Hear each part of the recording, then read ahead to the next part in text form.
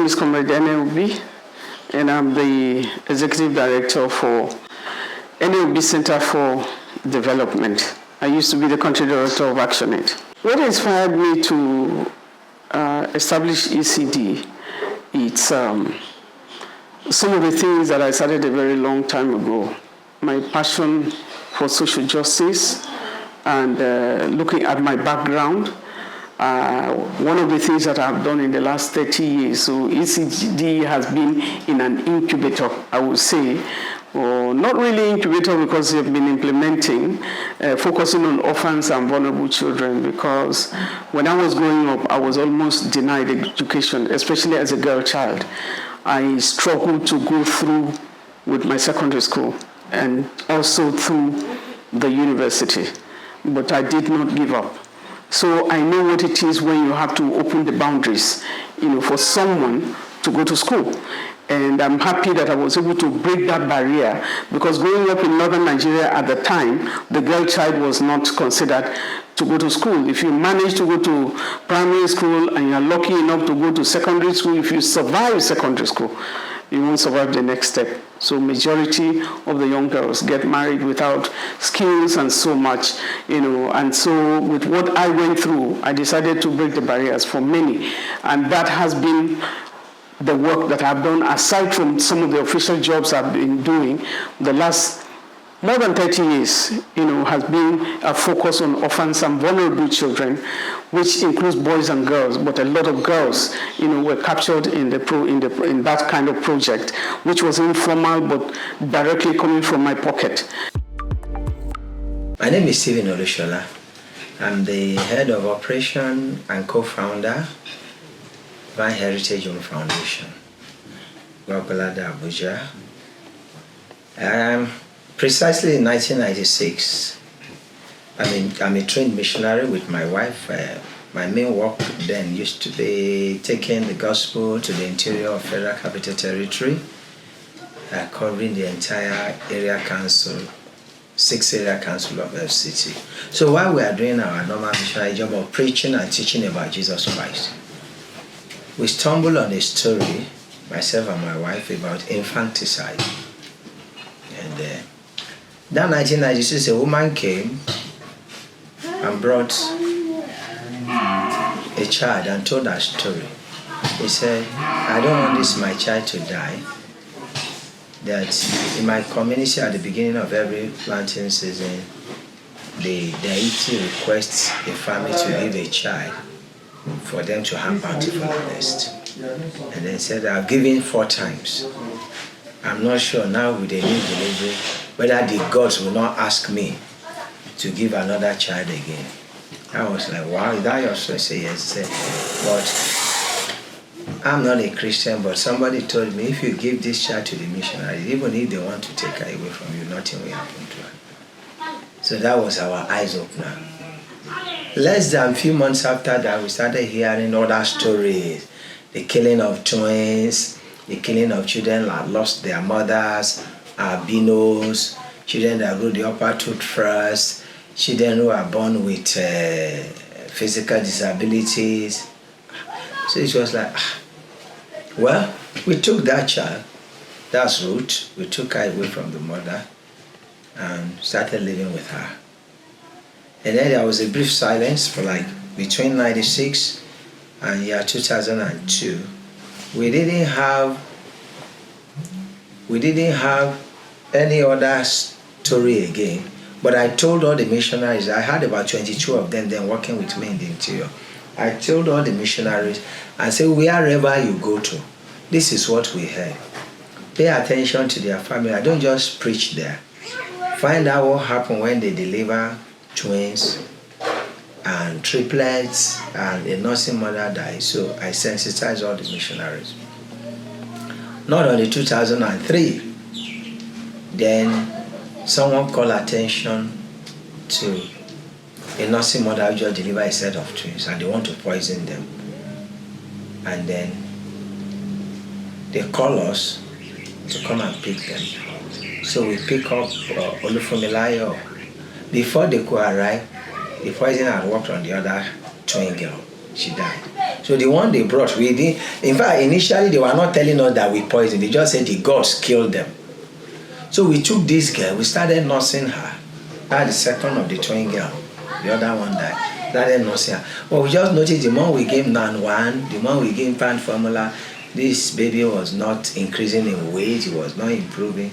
So we quickly took her. Then it used to be known as Gwagwalada Specialist Hospital. It's now University of Abuja teaching. We took her there. And she was there for some weeks. While she was there too, there was not much improvement. But at the time, the hospital said, okay, you just give some medication, okay, take this one, just keep it. Then we brought the child back home. We saw that there was no improvement, so we returned her back to the teaching hospital. There she eventually died in the intensive care unit of the teaching hospital.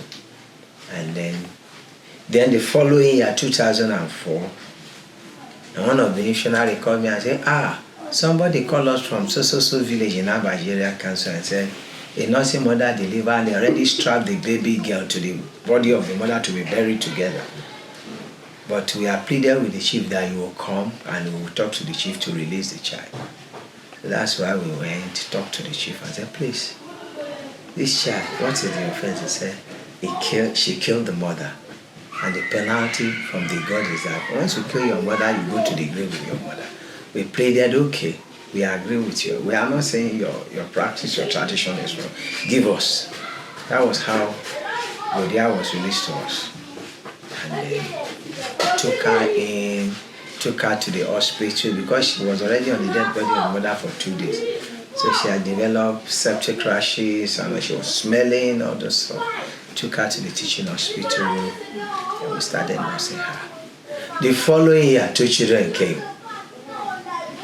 As Miracle Olufemi came, and so that was how we started.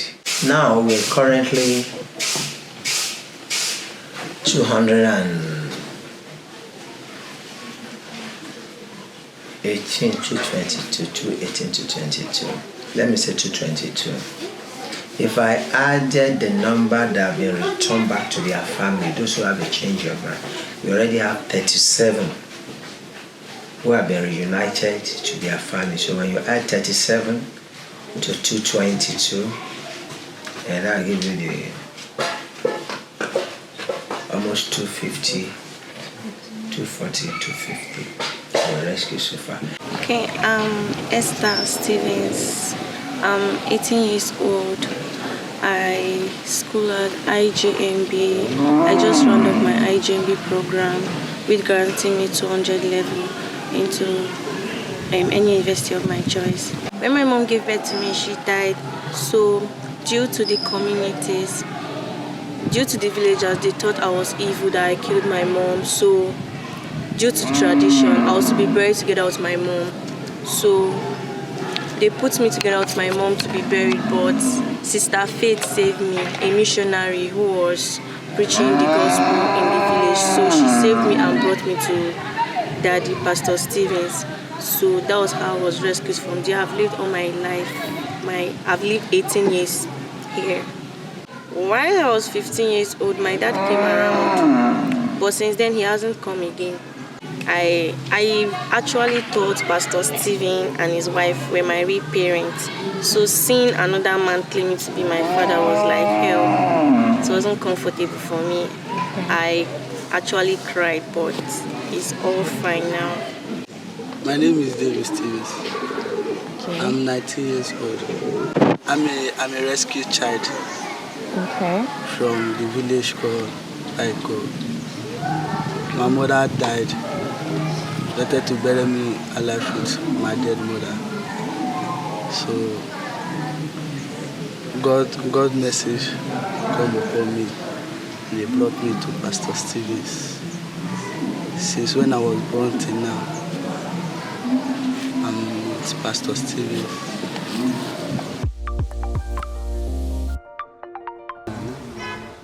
Mama's story is a deeply painful one. Speaking in Hausa, she shared with our team the struggles she has faced since her daughter helped her escape to Abuja from their village in Jos Plateau State due to the attacks and insurgency. She spoke of the constant battle to find food, the harsh shelter conditions, and her quiet plea to anyone who can help restore her dignity, her family's dignity, and the dignity and hope of the entire Bacha community. My condition where I there inside now, honestly, I'm a man of myself, but it's a condition. But maybe we can change, depend on this can detect us. Although I have my house for jobs, so this crisis, they burn my house. Oh, so sorry. All of my things, they burn now. So for me to go back now I have to, because place where I did fly, need them plenty there. Okay. I know my senior brother, they killed him last 2 weeks. Oh, Jesus. I never even go outside because I know get money. People where I deal with them, honestly, I know say most of us, we have problem. So we have problem with food, school fees, all this, so we don't have money to go to school. If something happens, we don't give anything, no way we do. And so we just use ourselves the management. As for now, I am doing a cleaning job, and the place that I'm doing job is not even close to me.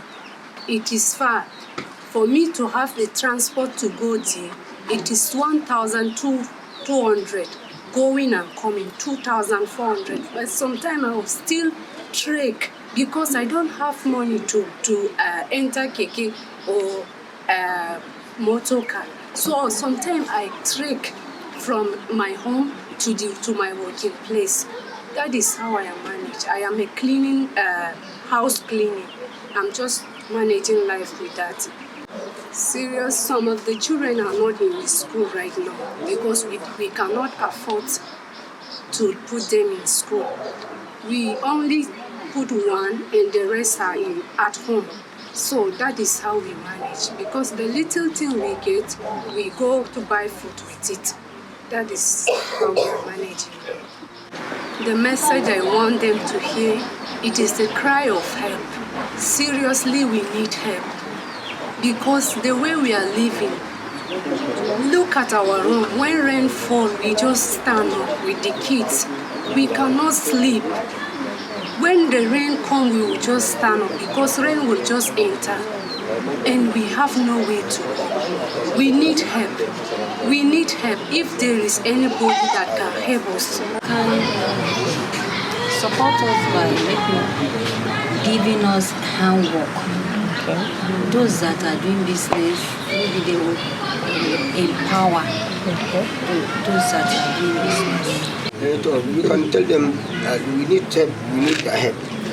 Anything where they want help us, even our food, even our money, even our food, children's school fees. That one we are okay for that one. We're here on behalf of Ene Obi Center for Development at this community.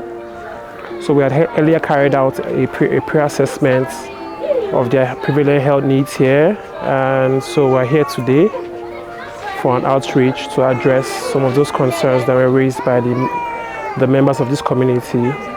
So far, we've had cases of ulcer, uncontrolled blood pressure, high blood sugar, some kids down with malaria, and a few cases of HIV. We've been able to carry out some counseling and referrals to hospitals according to the prevalent guidelines for treatment here. We have a medical officer here, a doctor. I myself am a pharmacist. And we also have medical lab scientists carrying out these procedures here with us. We're still in the thick of it. In the background you can hear kids crying, probably getting pricked by some needles, but all in all, we hope it's going to be a success. We can address their immediate needs here and refer them where necessary. This is the Feed 500 initiative. So the point of ECD is to make sure that we do this on a quarterly basis. It's funded by private individuals who come together and say, oh, I don't have tens of millions to give, but I have a bag of rice, I have a keg of oil, I have Maggi. So we come together and we do the little we can with what we have. We reach out to various patrons, various private donors to see how we can better support the communities while waiting for bigger funding to do more activities, have better impact. So basically, the Feed 500 initiative is ECD's fundamental platform to make grassroots impact with the little we have. That's just the basic summary. Thank you, ECD. Thank you, ECD. And I want to continue with that work, and in partnership with so many friends that I know, and inviting everyone to come on board, whether you are donor agencies or you are an individual, there is one woman or one man or one girl or one boy that you can set free because of the level of poverty we have in Nigeria. So I'm really excited about the establishment of ECD.